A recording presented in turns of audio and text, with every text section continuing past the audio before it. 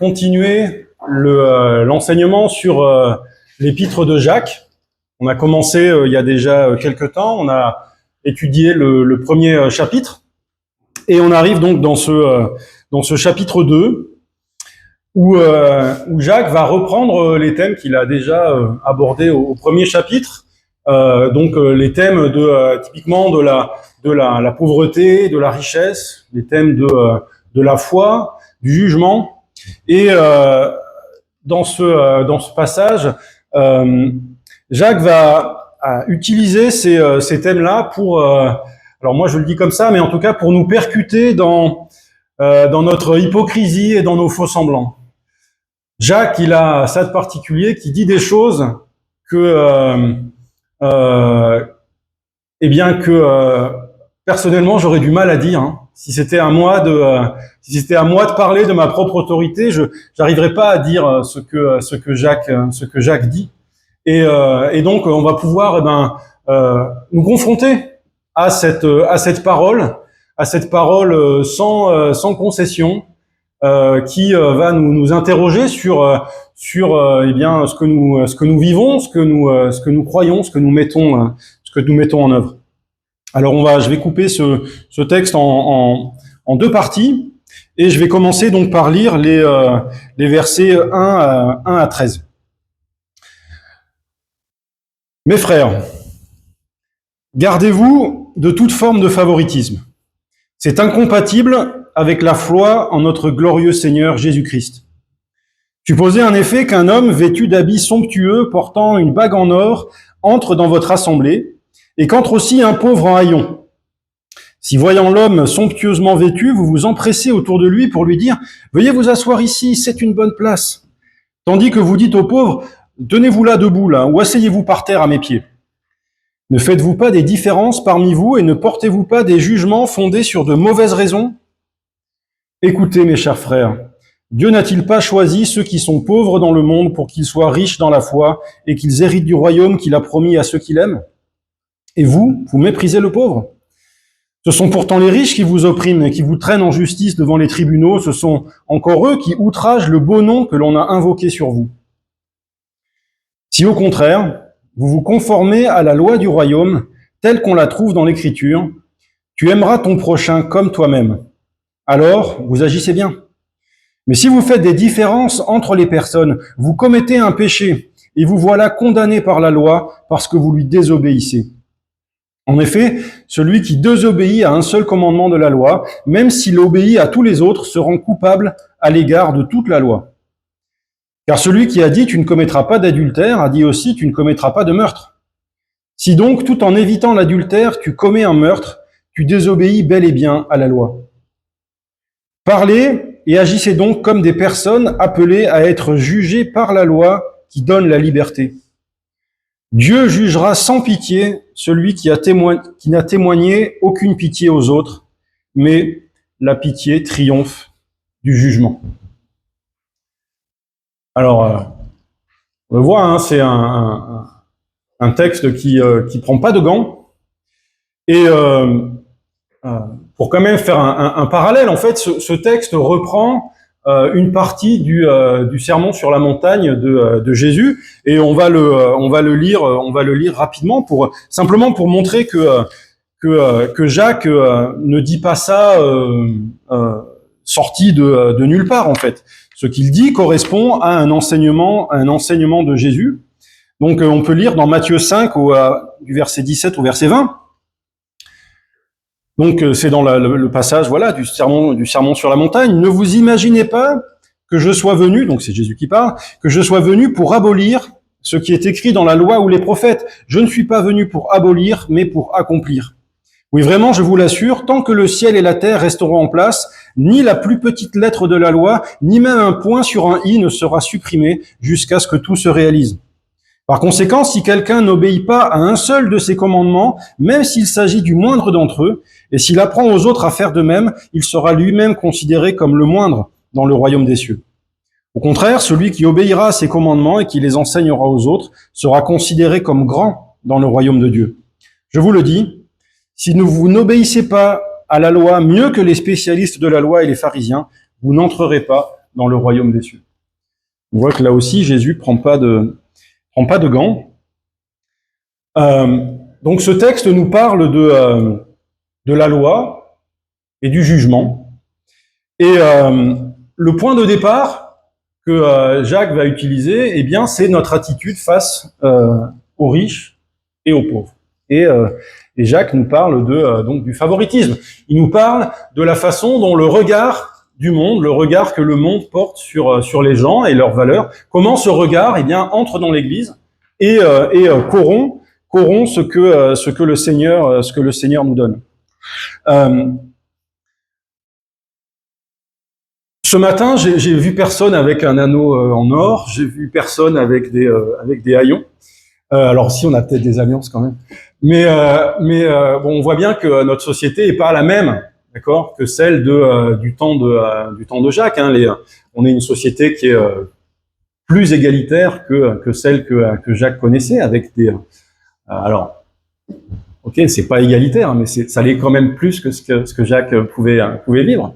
Malgré tout, dans notre société, il y a toujours des a priori. Alors, pas très longtemps, il y a une étude qui est sortie qui montrait que, par exemple, dans notre société, un homme noir a 4 fois plus de chances d'être contrôlé par la police qu'un homme blanc. On sait aussi, par ailleurs, que si vous êtes un homme grand et beau, eh ben, vous êtes sûr d'être mieux payé pour le même travail qu'une femme petite et moche. Bon.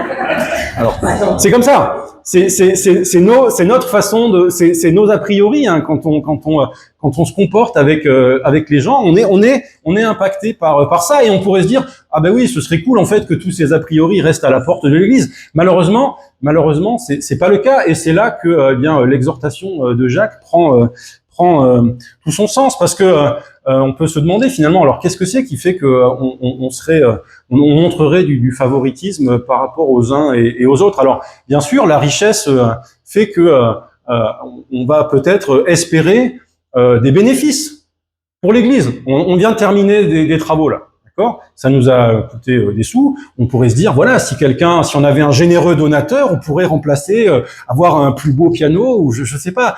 Bon. On peut avoir ce genre de façon de raisonner.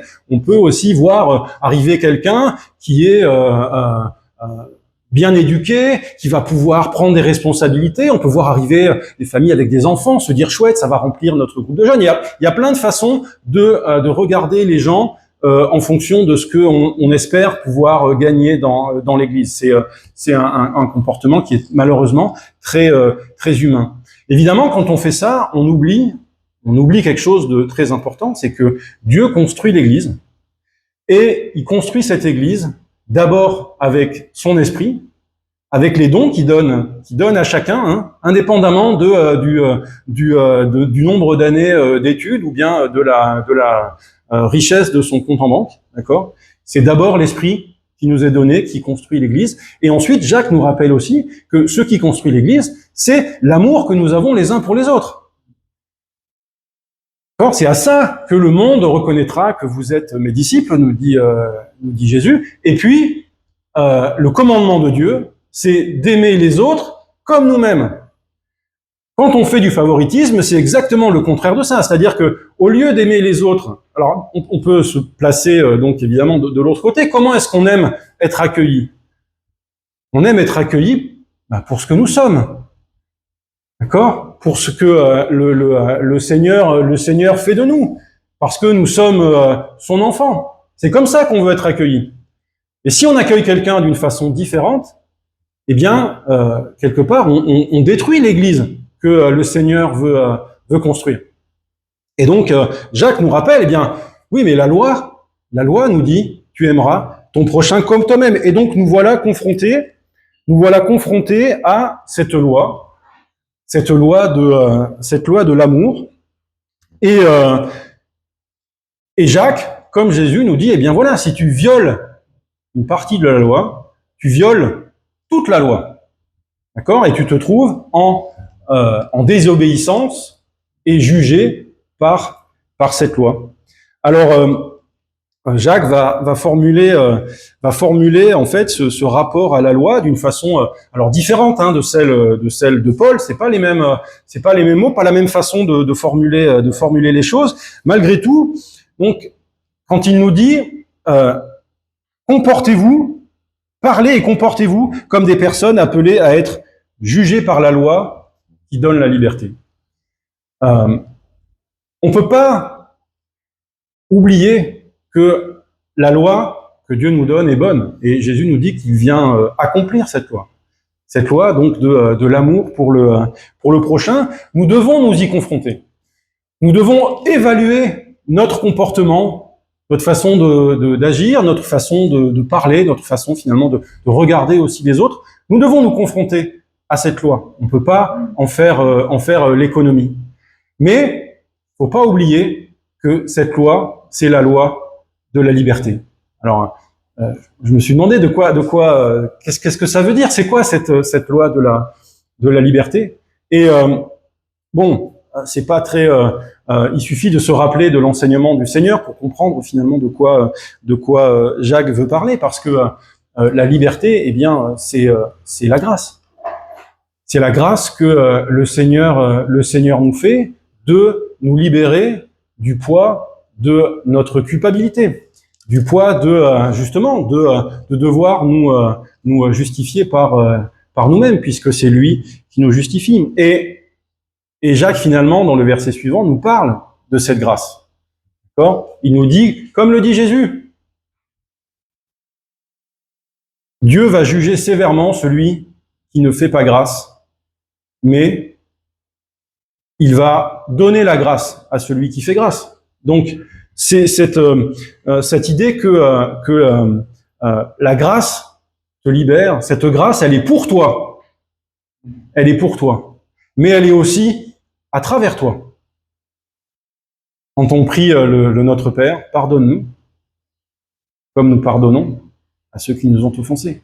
Cette grâce, elle nous libère et elle nous traverse pour aller vers les autres. Et ce passage se termine en nous disant la grâce, la pitié, triomphe du jugement. Et on a pris la scène ensemble ce matin à cause de ça, parce que la grâce que le Seigneur nous donne triomphe de la condamnation qui serait sur nous si c'était pas le cas. On continue donc dans la deuxième partie de ce passage, à partir du verset 14. Mes frères, à quoi servirait-il à un homme de dire qu'il a la foi s'il ne le démontre pas par ses actes? Une telle foi peut-elle le sauver? Supposez qu'un frère ou une sœur manque de vêtements et n'ait pas tous les jours assez à manger.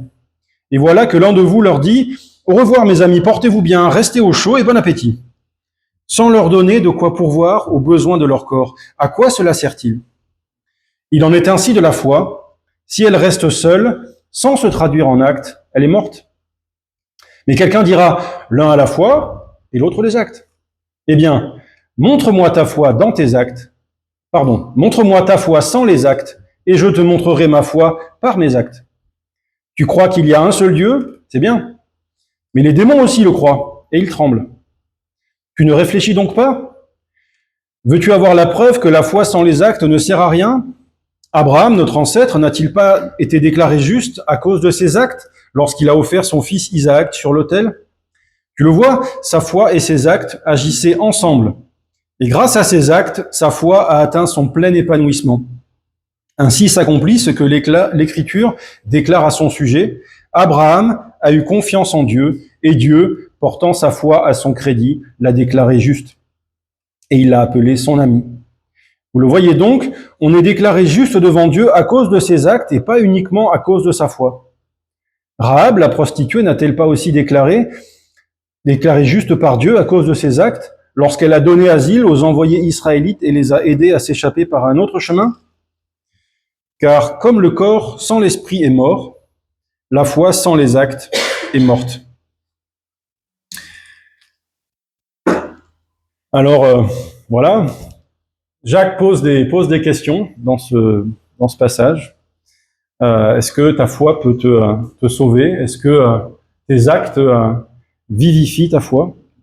Et ce sont des questions qui nous choquent peut-être, parce que on est peut-être davantage habitué à cette on va dire à cette parole de Paul que je vais lire, qui se trouve dans Romains, et qu'on a peut-être du mal à mettre en face, parce que les deux semblent se contredire. Alors, je vais juste le lire, c'est dans Romains au chapitre 3 et au verset 28, un verset qu'on connaît très bien, où Paul nous dit: « Voici donc ce que nous affirmons, l'homme est déclaré juste par la foi sans qu'il ait à accomplir les œuvres qu'exige la loi. » Alors que quand on lit Jacques, donc au verset 24, vous le voyez donc, on est déclaré juste devant Dieu à cause de ses actes et pas uniquement à cause de sa foi. On a l'impression que ces deux versets disent exactement le contraire l'un de l'autre. Donc, il faut bien essayer de comprendre. Alors, comment est-ce que ces deux réalités peuvent cohabiter?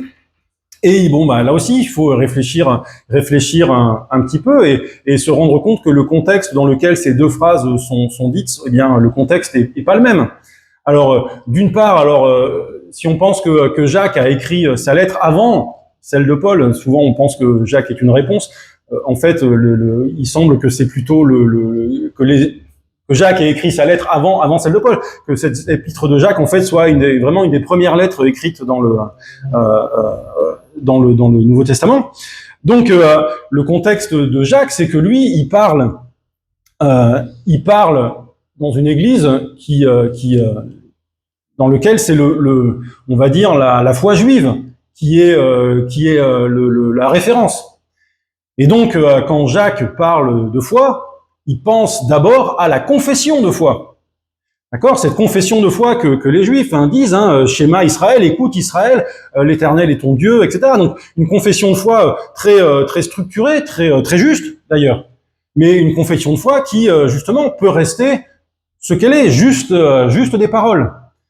Donc quand Jacques parle de cette foi qui est insuffisante, c'est de celle-là dont il parle. La foi qui est la confession d'une connaissance.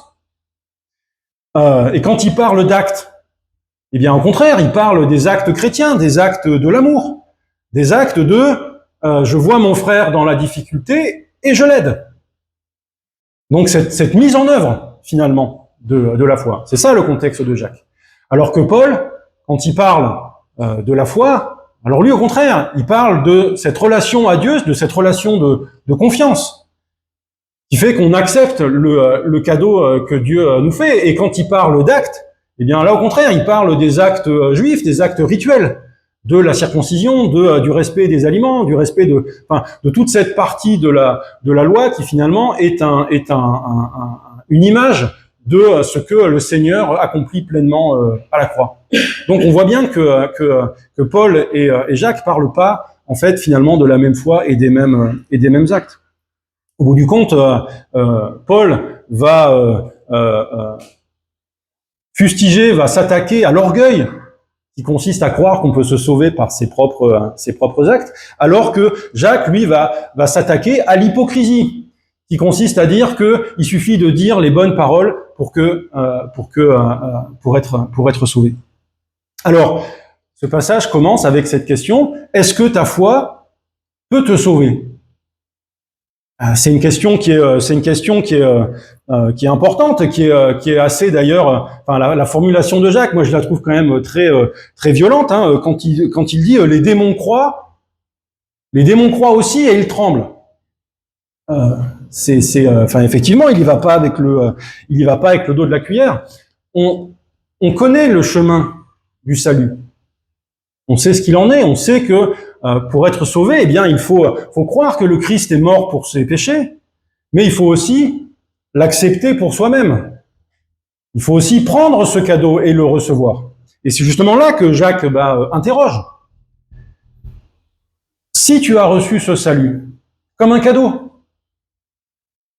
qu'est-ce que tu donnes en retour?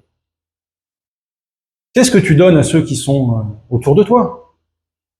Qu'est-ce que tu donnes à Dieu? Et il prend l'exemple d'Abraham qui a qui a été jusqu'à accepter de donner son propre fils en mettant en œuvre sa foi. Donc, si tu as reçu ce cadeau, qu'est-ce que tu donnes? Et si tu ne donnes rien, est-ce que tu as vraiment reçu le cadeau?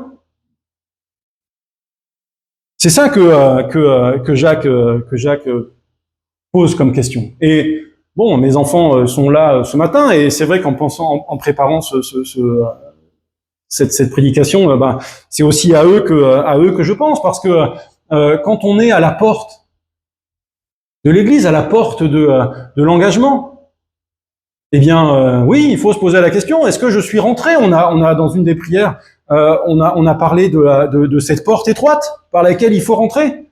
Ben oui, mais il faut rentrer. Si tu restes à l'extérieur, tu es à l'extérieur.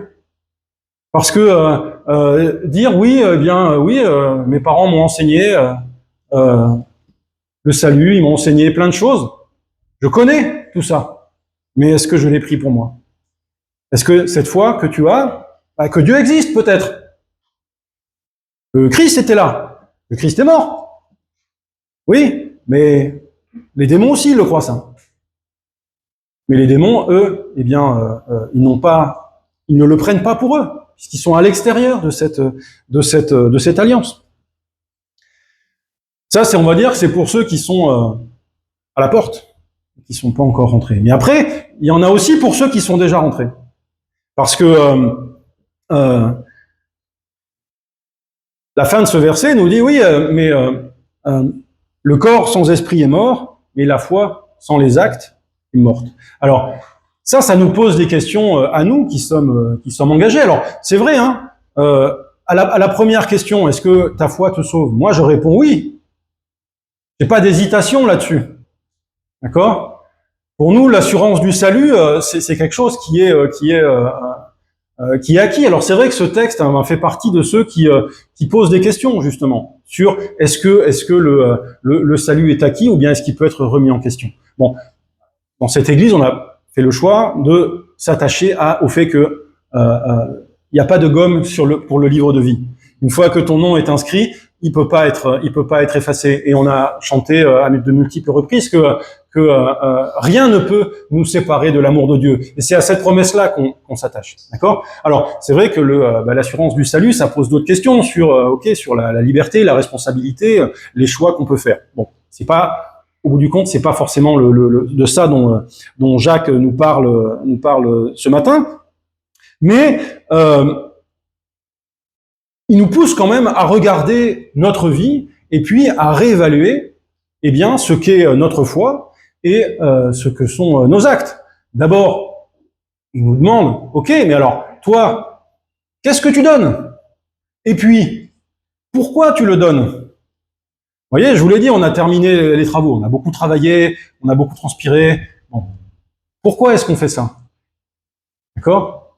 Pourquoi est-ce qu'on se donne du mal? Et ça vient très vite, hein, de faire les choses parce qu'il faut les faire. D'accord? Parce que peut-être ça nous donne, j'en sais rien moi, un statut dans l'église, on voit que on est des gens bien, que voilà. Il y a plein de mauvaises raisons de faire les choses. Plein. Et un passage nous dit que le cœur de l'homme est tortueux et il faut pas chercher longtemps pour trouver un cœur tortueux, il suffit de regarder à l'intérieur de soi. Alors, ok, je proclame ma foi. Je viens à l'église. Alors, je viens à l'église. Est-ce que je viens à l'église pour donner ou bien est-ce que je viens à l'église pour recevoir? Parce que là aussi, on peut venir et puis prendre ce que le Seigneur nous donne. Hein. Donc, on en a parlé, la paix. On peut recevoir le réconfort. On peut recevoir tout ça. Et c'est bien. Mais le Seigneur nous appelle à aller au-delà quand même de ça. Et c'est ce que Jacques nous dit là. C'est bien de venir recevoir la paix que Dieu donne. Maintenant, est-ce que toi, tu es solidaire de tes frères et sœurs? Alors, on peut nous poser la question aussi, et je le dis avec beaucoup de bienveillance, hein, mais quand on entend la prière des autres et qu'elle nous fait du bien, peut-être, chacun d'entre nous, on peut se poser la question, est-ce qu'à un moment donné, moi aussi, je ne dois pas prier à haute voix pour faire partager aux autres ce que le Seigneur m'a donné? D'accord? J'ai été fortifié, j'ai été encouragé par la prière de mon frère ou de ma sœur, eh bien, est-ce que moi je suis prêt à faire l'effort de moi aussi d'exprimer ce que le Seigneur a fait pour moi, pour donner à mon tour et pour encourager.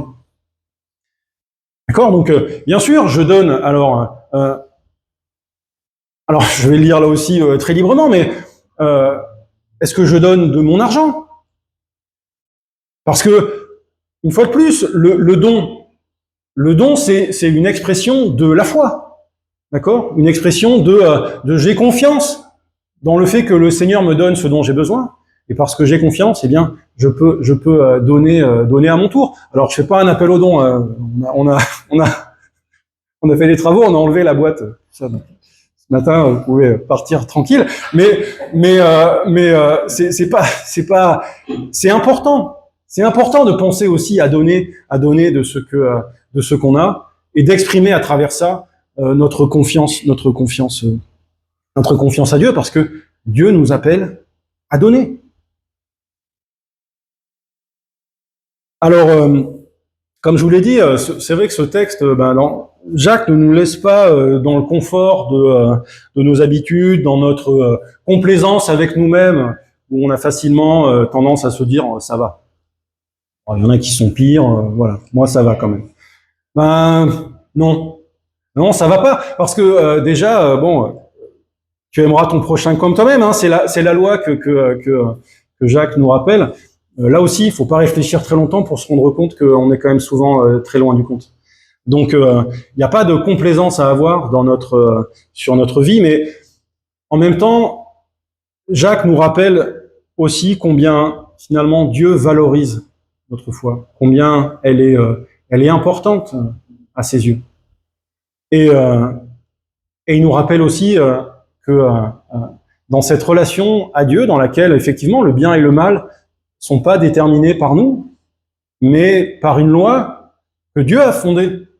D'accord? Cette loi de l'amour, c'est pas nous qui la choisissons, c'est Dieu qui l'a choisie. Donc, nous nous confrontons à ça, et malgré tout, face à cette loi, eh bien, le Seigneur nous libère. Le Seigneur nous libère par sa grâce, tout simplement, que nous recevons et que nous transmettons. Alors que le Seigneur vous bénisse ce matin. Merci. Et pour terminer, on m'a demandé de choisir un chant. Alors, j'ai pensé à un chant que j'aime beaucoup, qui est la prière de François d'Assise, qui est Seigneur, fais de nous des ouvriers de paix. Et je vous propose qu'on la chante maintenant.